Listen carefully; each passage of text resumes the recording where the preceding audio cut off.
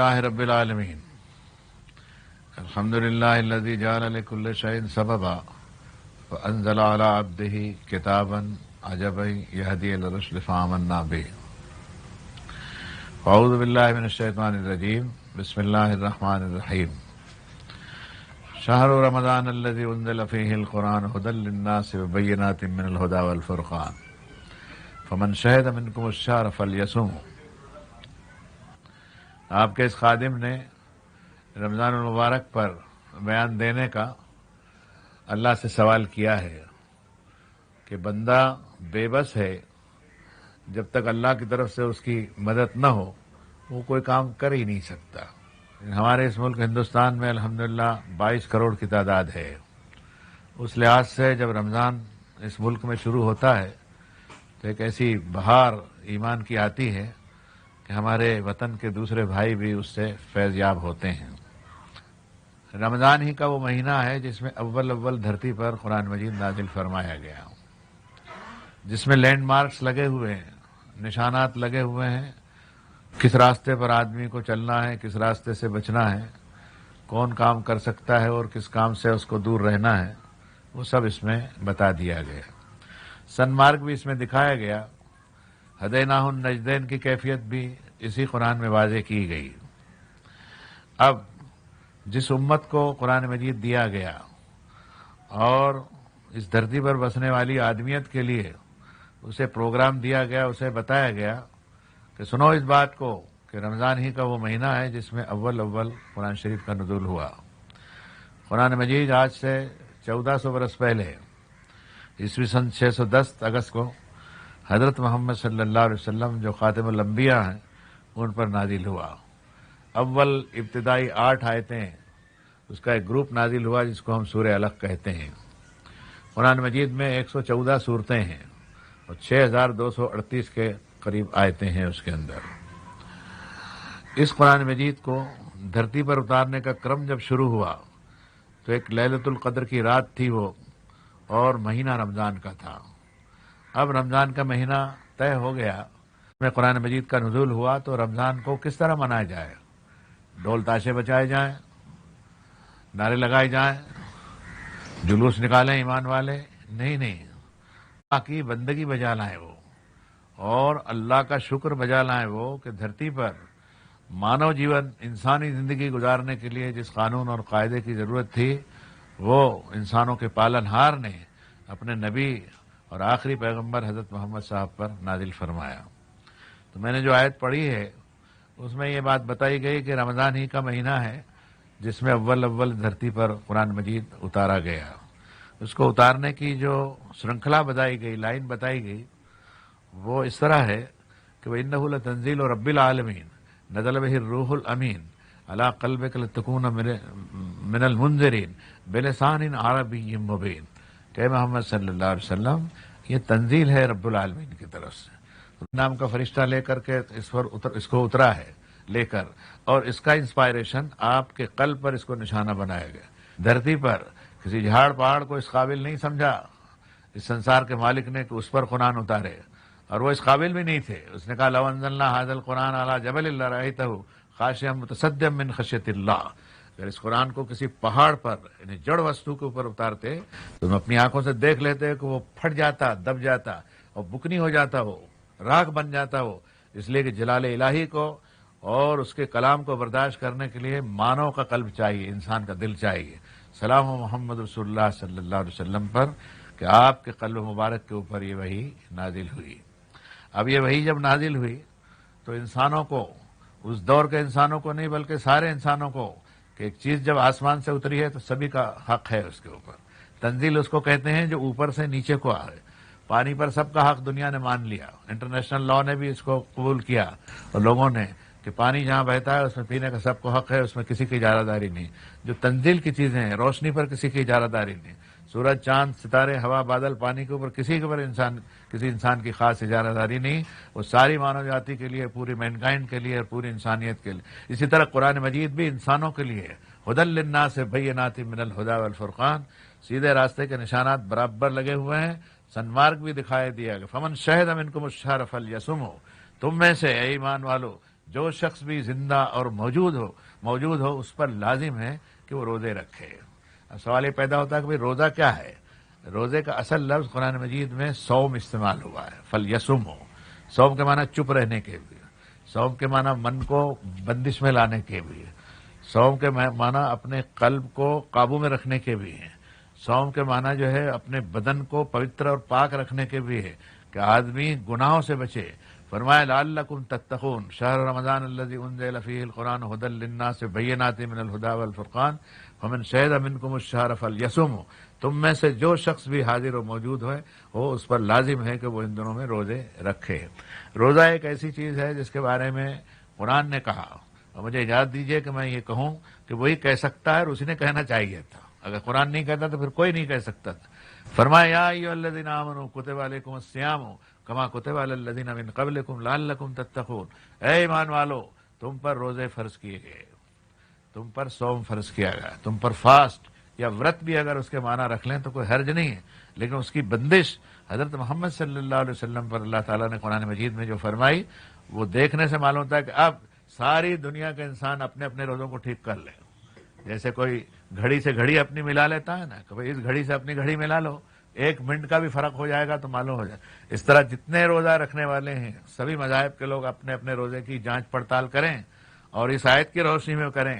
کہ کما کتب علی الذین من قبلکم، تم سے پہلے بھی میں نے جن لوگوں کو آسمانی کتابیں دی تھی ان پر بھی میں نے روزے فرض کیے تھے۔ تو صاف بات معلوم ہو گئی ہے کہ دنیا انسانیت میں آج مذہب کے نام سے جتنے گھٹک ہیں، جتنے یونٹس ہیں یا جتنے جنریشن جو ہے اٹھ کر کے کھڑے ہوئے رہیں گے قیامت تک کے، وہ ان کے اندر ابتدائی زمانے کے اندر برابر روزہ فرض تھا۔ یہی وجہ ہے کہ سبھی زبانوں کے اندر اس کے ٹرانسلیشن اور ترجمے ہم کو ملتے ہیں۔ اب فرق یہ ہے کہ کسی نے رات دن کا روزہ رکھ لیا، کسی نے چند گھنٹے کا رکھ لیا، کسی نے کہا کہ ہم اس میں پانی پی لیں گے، پھل کھا لیں گے، کسی نے کہا نہیں پانی پیئیں گے نہیں، پھل بھی نہیں کھائیں گے، یہ بھی نہیں کریں گے، وہ بھی نہیں کریں گے، اور اپنے اپنے طور پر انہوں نے کیا۔ سلام ہو محمد صلی اللہ علیہ وسلم پر کہ روزے کا سانچہ ڈھانچہ بتا دیا گیا کہ رمضان شریف کے جو روزے ہیں 29 سے 30 دن کے وہ تم پر فرض کیے گئے ہیں۔ تو ان کی فرضیت اس طرح کی کہ کلوا واشربوا حتی یتبین لکم الخیط الابیض من الخیط الاسود من الفجر، کہ صبح یعنی پرات کال ہونے پر یا بھور جس کو کہتے ہیں، یعنی راتری کی سرحد ختم ہونے کے لیے آ رہی ہے اور فجر سے دن شروع ہو رہا ہے، تو سیاہ دھاری آسمان کے ایک حصے میں تمہیں سفید دھاری کے مقابلے میں سیاہ دھاری کے مقابلے میں یعنی کالیما کے مقابلے میں لالیما دکھائی دینے لگے تمہیں، تو بس پھر تم کھانا پینا بند کر دو۔ ثم اتموا الصیام الی اللیل، اور پھر رات تک اس روزے کو کھینچ کے لے جاؤ پورا، کہ سندھیا ہو، سوریاست ہو، سورج غروب ہونے لگے، مغرب کا وقت ہو، اس وقت پھر کھانا شروع کرو۔ دن میں عورت کے پاس میں بھی نہیں جا سکتے، جھوٹ بھی نہیں بولیں گے، پرائے مال ناحق نہیں کھائیں گے، غیر اللہ کے سامنے پیشانی نہیں جھکائیں گے، ایک مالک کے سوا دوجے کی بندگی کا انکار کریں گے، 2 جگدیش کو نہیں مانیں گے، جگدیش ایک ہی ہے، سنسار کا ایک ہی مالک ہے، بس اسی کے لیے میں نے روزہ رکھا۔ اس رمضان کے روزے کے بارے میں حدیث شریف میں حضور صلی اللہ علیہ وسلم نے یہ فرمایا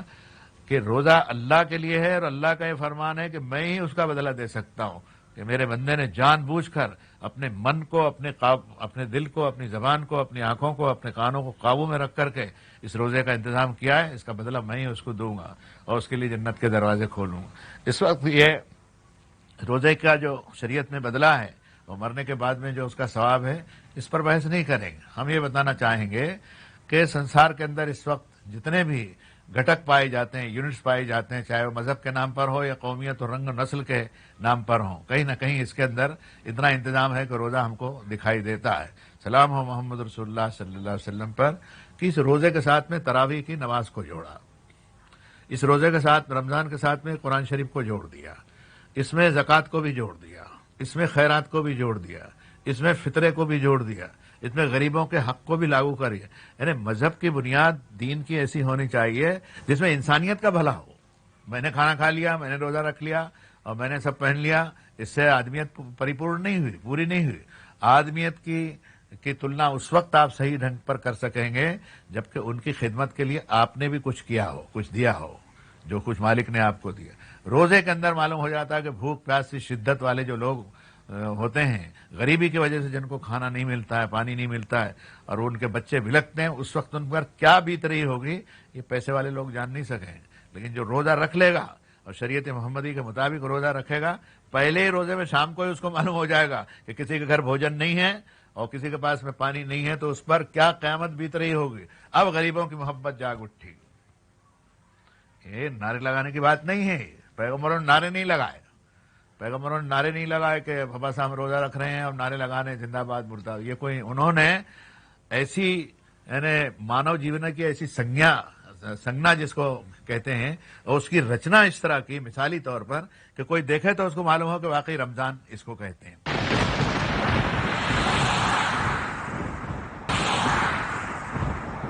تو ہم یہ عرض کر رہے تھے کہ اس نے روزہ رکھا اور افطار کیا۔ اب قرآن مجید جو اللہ تعالیٰ نے بطور نعمت کے انسانوں کے اوپر نازل فرمایا، اس کو وہ پڑھتا ہے دن میں اور رات میں، لیکن ساموہک پرارتھنا میں یعنی جماعتی طرز پر قرآن مجید کو سننے کے لیے ایک انتظام تراویح کا کیا گیا، اور وہ 5ویں نماز جو ہوتی ہے عشاء کی، اس کے ساتھ اس کو نتھی کر دیا گیا۔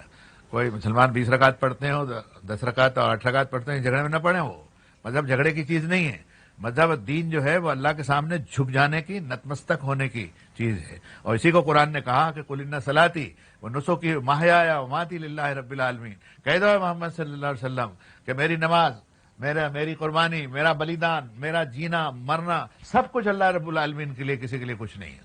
اور اگر کسی کے لیے کچھ ہے تو اس کے حکم کے مطابق اس کو حق للسائل محروم، اس کے گھر تک کھانا پہنچانا یا اس کی مدد کرنے کا۔ اب آپ دیکھیں کہ تراویح کے اندر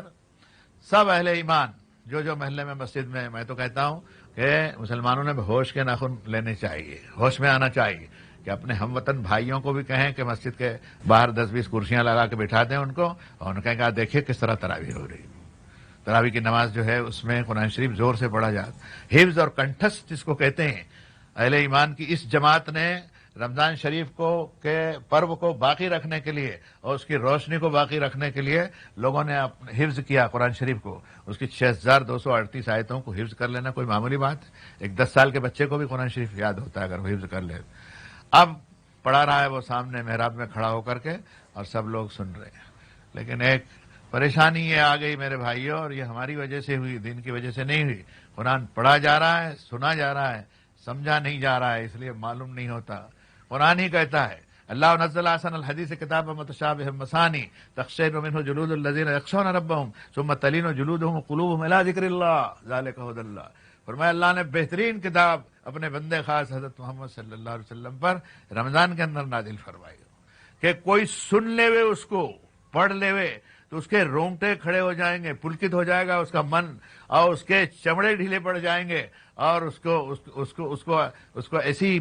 محبت اللہ کی آئے گی کہ اپنے آپ کو بہا لے گا کسی سریتا کی طرح۔ یہ چیز کب ہوگی؟ معنی کے ساتھ سمجھے گا۔ اب جب رمضان شریف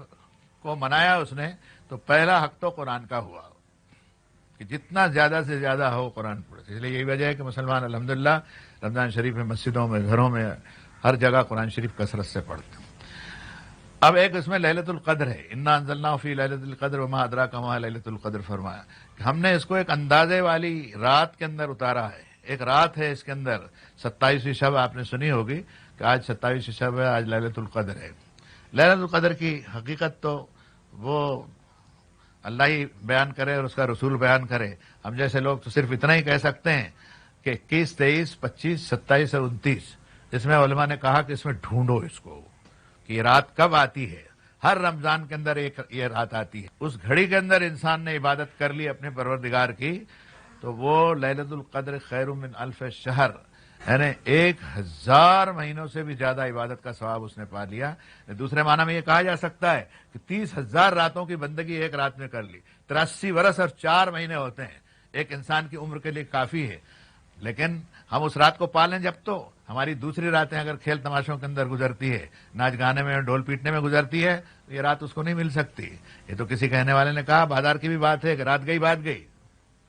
رات گئی بات گئی، اس رات کو ڈھونڈے تو محمد صلی اللہ علیہ وسلم کی امت کے اوپر سایہ ڈالا اس ليلۃ القدر نے، جو اتنی زبردست پاورفل ایک نائٹ ہے۔ رات میں اللہ کی بندگی کرنا یہ ایک ایسا وصف ہے اہل دین کا فرمایا کانو قلیلا من اللیل ما یہجعون، رات میں کم سوتے تھے، بہت زیادہ سونا، بہت زیادہ بولنا، بہت زیادہ کھانا یہ اچھے لوگوں کی علامت نہیں بتائی گئی۔ قرآن نے انسانوں کی تربیت کی، رسول اللہ صلی اللہ علیہ وسلم کی حدیثوں میں اس کی تربیت ہوئی۔ اب اس نے روزے رکھے 29 یا 30، اب عید الفطر کا دن آیا، اس رمضان کے مہینے میں اپنا اسیسمنٹ کر لیا اس نے۔ تم سے بھی کہتا ہوں ایمان والے بہنوں اور بھائیوں کہ اپنا اسیسمنٹ کرتے ہو اس کو اور تیز کرو۔ اتنا سونا ہے، اتنی چاندی ہے، اتنا پیسہ ہے، اتنا مال تجارت ہے، اور اتنا لوگوں پر قرض ہے، اتنا لوگوں کا مجھ پر ہے، سب ٹوٹل نکال کے جو کچھ ہو اس کا 40واں حصہ نکال کر کے ایمان والے دیتے ہیں۔ الحمدللہ اس گئے گزرے دور کے اندر بھی زکوٰۃ کا نظام قائم ہے۔ یہ ایک اتفاقی بات ہے کہ رمضان شریف جو ہے ہمارا اسیسمنٹ کا مہینہ ہی ہو گیا، وہ یعنی مالیاتی جس کو سال کہنا چاہیے وہ بھی ہو گیا۔ 40واں حصہ اس نے نکال، مثلا 1 لاکھ روپیہ کا کسی کے پاس میں اس کی دولت کا اندازہ ہوا، 2500 روپیہ دے دے گا۔ 40 لاکھ روپیہ ہے تو 1 لاکھ روپیہ سالانہ۔ اس کے دوسرے معنی یہ ہوئے کہ ہر پیسے والا آدمی 40 برس کے اندر اپنی پوری کی پوری دولت کو دوسروں کے گھر تک پہنچا دے گا۔ مجھے آپ بتائیے کہ دنیا میں یعنی معاشی انقلاب لانے کے لیے اور غریبوں کی ضرورت کو پورا کرنے کے لیے اس سے بہتر کوئی چیز ہو سکتی؟ یہ رمضان کی برکت۔ پھر رمضان کی دوسری برکتوں میں یہ ہے کہ عید الفطر کی نماز پڑھنے کے لیے اسے جانا ہے، 2 رکعت پڑھنے کے لیے۔ محمد صلی اللہ علیہ وسلم نے فرمایا کہ وہ عیدگاہ میں اور میدان میں پڑھی جائے۔ اب جنریشن کے پھیلنے کی وجہ سے مسجدوں میں بھی پڑھی جا سکتی ہے، کوئی حرج نہیں ہے اس میں۔ نماز کے لیے ایک راستے پر سے جائے، دوسرے راستے سے اللہ کی تکبیر بڑھا، مالک کی بڑائی بڑھنا، اپنی بڑائی نہیں بولے، اپنی قوم کی بڑائی نہیں بولے، کسی قوم کے خلاف نعرے نہیں لگائے۔ جیسے دنیا میں جلوس نکلتے ہیں نا تو کہتے ہیں جو ہم سے ٹکرائے گا مٹی میں مل جائے گا، لیکن کوئی کسی کہنے والے نے خوب کہا کہ یہ نعرہ لگانے کی ضرورت نہیں ہے، اس وقت تو یہ ہے کہ جو ہم سے ٹکرائے گا ہم اس کو گلے سے لگا دیں گے، ہم ٹکرا کیا کریں گے اس کو؟ وہ ٹکرانے کے بعد میں مٹی میں کسی کو ملنا ہے تو اگر مٹی سے بنا ہوا اور مٹی کو مٹی میں ملاؤ گے تو پھر اس مٹی کو کائے میں ملاؤ گے؟ اس لیے دنیا کو یہ نعرے نہیں چاہیے، دنیا کو یہ نعرے چاہیے جو محمد صلی اللہ علیہ وسلم کی حدیث شریف کے اندر فرمایا کہ لا تقولوا ان احسن الناس احسننا، یہ کبھی مت کہنا کہ لوگ ہم سے ٹھیک رہیں گے تو ہم ٹھیک رہیں گے، وہ نساؤ ظلمنا، وہ برا کریں گے تو ہم بھی بدلہ لیں گے، نہیں۔ ولیکن وطنوا انفسکم، اپنے نفس کو قابو میں لو اور یہ کہو کہ ناسن الناس احسننا، لوگ ہم سے نیکی کریں گے تو ہم نیکی کریں گے، لوگ ہمارے ساتھ ناانصافی کریں گے عفونا، معاف کریں گے، ہم معاف کریں گے، بدلہ نہیں لیں گے۔ اس سماج کی رچنا کے لیے ضرورت ہے اس بات کی میرے بھائیوں کہ ہم رمضان کی حقیقت کو سمجھیں۔ اب اس میں کہیں بھی ڈھول تاشا باجا جلوس جلوہ آگ لگاؤ فلانا کرو یہ کرو کچھ نہیں ہے۔ روشنی کر لی الحمدللہ بہت ٹھیک بات ہے، لیکن دل کے اندر بھی روشنی انسان کی ہونی چاہیے، اور دلوں کو دھونے والی یہ کتاب آئی دنیا کے اندر، تب ایسا معاشرہ اور ایسا سماج رمضان کے اندر قائم ہوا آج سے 1400 برس پہلے، جس کی نظیر اس دنیا کے اندر دینی مشکل ہو گئی لوگوں کو۔ اس آسمان کے نیچے ایسے آدمی پیدا نہیں ہوئے جیسے محمد صلی اللہ علیہ وسلم نے اپنی تعلیم اور تربیت کے اندر ان کو تیار کیا۔ ان لوگوں نے اپنے مال کا 40واں حصہ دے دیا اللہ کے راستے میں، ہوا اچھا۔ اس کے بعد میں عید الفطر اس لیے کہا گیا کہ اس دن وہ فطرہ دے گا۔ ایک موٹے حساب سے میں علماء سے پوچھ لینا چاہیے، 2 سیر کے قریب گیہوں ہوتے ہیں۔ میں نے اپنے کسی ٹی وی کے انٹرویو میں ایک مرتبہ کہا تھا، مجھے یاد آ رہا ہے، 22 کروڑ مسلمان بستے ہیں تو کم سے کم اس میں آدھے تو فطرہ دیتے ہی ہیں، بلکہ بہت سے تو بیچارے ایسے دین اور ایمان سے محبت رکھنے والے ہیں کہ ان پر فرض نہیں بھی ہے، واجب نہیں بھی ہوتا تو بھی وہ دیتے ہیں۔ آج بچہ پیدا ہوا تو اس کی طرف سے بھی 2 سیر گیہوں۔ مجھے بتائیے دنیا میں کچھ بات چھوڑیے، صرف ہمارے اس پیارے ملک کے اندر 22 کروڑ مسلمان اگر 44 کروڑ کلو گرام گیہوں اپنے غریب بھائیوں کو دیتے ہیں، یہ کتنی بڑی بات۔ اسلام کی خوبی یہ ہے کہ تہوار کے اندر اپنے غریب بھائی کو شریک کر دیا، اس نے زکوٰۃ میں شریک کر لیا، ساتھی بنا لیا، کھانے میں ساتھی بنا لیا۔ سلام و محمد رسول اللہ صلی اللہ علیہ وسلم پر کہ رمضان کے اس پرو کو ایک طرف تو اللہ کے ساتھ کی بندگی کے ساتھ جوڑا اور دوسرے انسانیت کی مانوتا کی خدمت کے لیے اس کو جوڑ دیا کہ اس کا خاص الخاص تعلق قرآن سے۔ قرآن جب آپ سمجھ کر کے پڑھیں گے تو تہوار کا اصل مزہ آپ کو اس وقت آئے گا۔ فرمایا فلقتحم العقبہ وما ادراک ما العقبہ فک رقبۃ او اطعام فی یوم ذی مسغبہ۔ فرمایا انسان تو امتحان کی گھاٹی سے گزرا نہیں، تو نے پرچہ بھرا نہیں، تو یعنی پریکشا کے ککش میں بیٹھا ہی نہیں ہے، تو بلکہ مجھے اجازت دیں تو میں کہوں کہ اس وقت جو روئے زمین کے اوپر لوگ چل رہے ہیں، سڑکوں کے اوپر گھوم رہے ہیں، پھر رہے ہیں، اس میں آدھے لوگ مردہ ہیں، ان کو معلوم نہیں کہ جیون کیا ہے. کھانا پینا، پیشاب پاخانہ کرنا، استری سمبھوگ کرنا، اگر یہی جیون مان لیا جائے تو جانوروں میں اور ہم میں کیا فرق ہو سکتا ہے؟ تو سنو اس بات کو کہ رمضان شریف جو ہے وہ انسان کے اوپر روزے کی تعلیم کے اندر کھول دیتا ہے اس کے بدن اور جسم کی ساخت کو. چند گھنٹے کھانے پینے سے روکنے کے اوپر انسان کے بدن کے اوپر جو اثر پڑتا ہے، 50,000 سال کا دن ہوگا اور مالک کے سامنے کھڑا ہو کر کے دنیا کی زندگی کا حساب دینا ہے. تو دنیا میں سمجھ لینا وہ کہ امتحان کی گھاٹی میں بیٹھا نہیں. اور فلقتہ مل اقبا وما ادراک مل اقبا، تم کو معلوم ہے محمد صلی اللہ علیہ وسلم، اور ان کو معلوم ہے، ان سے بھی پوچھ لو، معلوم ہے ان کو کہ امتحان کی گھاٹی کیا ہے؟ ہم بتاتے ہیں، فکو رقبتن، گردن کسی کی پھنسی ہو چھڑا دی، اور اطعام فی یوم ذی مسغبہ، بھوک سے نڈال ہو گیا اس کو کھانا پیش کر جاؤ، کھانا کھلاؤ لوگوں کو. تہوار جو ہے اس کا اصل مرم، اس کی مہما، اس کی گریما اور اس کا تتھی ہے کہ ہمارے غریب بھائی کو کیا ملا. ان کو کپڑے دیے، ان کو پیسے دیے، ان کو قرض سے چھڑایا. اس پاون سندیش کو معلوم کرنے کے لیے کہ رمضان کا کیا پروگرام ہے، مثلا راتوں کو اٹھ کر کے اللہ کی بندگی کرنا، پچھلی شب میں اٹھنا، آسمان کو تک کر کے دیکھنا کوئی اس کا مالک ہے. اے پروردگار، میں تیری بندگی کرنے کے لیے یہاں کھڑا ہوا، مسجد میں بھی تیری بندگی، گھر میں بھی تیری بندگی، دکان میں، یہاں وہاں چلتے پھرتے اٹھتے بیٹھتے میں تیرا ہی نام لیتے رہوں گا، اور میرا یہ جیون لیلا جب سماپت ہو تو تیرا نام میری زبان کے اوپر ہے. یہ رمضان کا پاون سندیش ہے، اور اس سندیش کی ذمہ داری ایمان والوں پر ہے، جو اپنے آپ کو مسلمان اور مومن کہتے ہیں، ان پر ذمہ داری ہے وہ اس سندیش کو وہ دوسروں تک پہنچائیں. میں کہتا ہوں کہ جس دن ہم اس سندیش کو اپنے بھائیوں کے سامنے پیش کرنے میں پورے نیک نیتی کے ساتھ میں آگے آئیں گے تو کوئی دنیا میں سبھی اندھے نہیں بستے ہیں. اللہ کا فضل ہے کہ ابھی بھی انسانیت مری نہیں ہے، انسانیت زندہ ہے. آپ بہتر نمونہ اگر پیش کریں گے تو لوگ اس نمونے کے اوپر ضرور عمل کریں گے. اس لیے انسانوں کو اس وقت ان کی معاشی زندگی میں ان کے بھوتک شریر کو راحت دینے کے لیے اور موجودہ جیون میں ان کی سہایتا کرنے کے لیے رمضان کے پرو کا یہ پیغام دیتا ہوں میں آپ کو، اور محمد صلی اللہ علیہ وسلم کی نسبت سے اور ان کے وسیلے سے دیتا ہوں کہ اس کو عام کیا جائے، کہ غریب لوگوں کی مدد کی جائے، اور قرض کے اور بیاج کے بوجھ سے سماج کو موکلا کیا جائے، آسانی کی جائے، اور رسموں کو بھی ختم کیا جائے. جو شادی بیاہ کی رسمیں ہمارے یہاں چل پڑی ہے، اس شاہ خرچیوں نے کتنے غریب خاندانوں کو کچل کر کے مٹی میں ملا دیا ہے. یعنی قرآن نے جس کو ذی مطربہ کہا کہ خاک میں مل گیا، مٹی میں مل گیا. وہ ایک لڑکی کی شادی کی، مٹی میں ملا دیا آپ کے سماج نے اس کو. نہیں، رمضان کا جو پیغام ہے اس میں سینسیٹیو زندگی، ایسا جیون جو بالکل سنویدنشیل ہو، نپا تلا، کھینچا تنا اور کسا ہوا ہو. لیکن اس جیون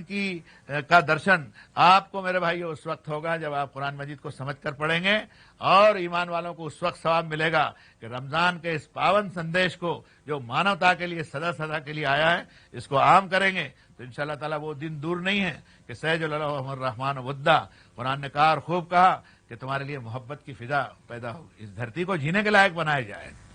اس دھرتی کو فساد سے مکت کیا جائے، دنگے فساد سے مکت کیا جائے، طبقاتی کشمکش سے، ٹیکا ٹپڑی سے اس کو مکت کیا جائے. اس دھرتی کو بھی آزادی ہو، اور اس دھرتی پر بسنے والے آدم کے جو بیٹے ہیں ان کو بھی آزادی ہو. لیکن غریب جو ہے اس کو دب کر کے زندگی گزارنے کی کوئی ضرورت نہیں رہے گی، اس کی ضرورتوں کو بھی ہم پورا کریں گے. صلی اللہ تعالی علیہ خیر.